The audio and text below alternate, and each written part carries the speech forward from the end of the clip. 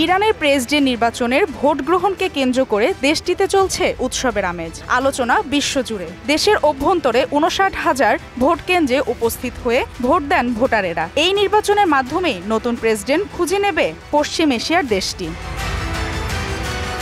Vote গ্রহণের প্রথম প্রহরেই নিজের ভোটাধিকার প্রয়োগ করেছেন ইরানের সর্বোচ্চ নেতা আয়াতুল্লাহ খামেনি।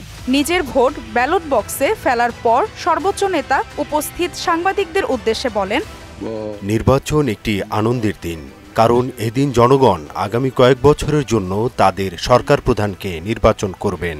ইরানের শক্তিমত্তা ও সম্মান এই নির্বাচনের উপরে নির্ভর করছে।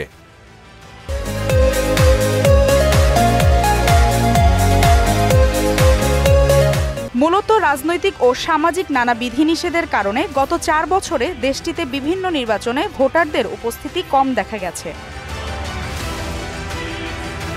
শুক্রবারের এই নির্বাচনে প্রতিদ্বন্দ্বিতা হচ্ছে মূলত ৪ প্রার্থীর মধ্যে: Mohammad Bagher Ghalibaf, Saeed Jalili, Masoud Pezeshkian, Mostafa Pourmohammadi. Vote গ্রহণের পর যেহেতু ব্যালটগুলো ম্যানুয়ালি গণনা করা হয়, তাই চূড়ান্ত ফলাফল আগামী ২ দিনের মধ্যে ঘোষণা করা হবে বলে আশা করা হচ্ছে। যদিও ফলাফলের প্রাথমিক পরিসংখ্যান শিগগিরই সামনে আসতে পারে। মালিহা চৌধুরী, মোহনা ডিজিটাল।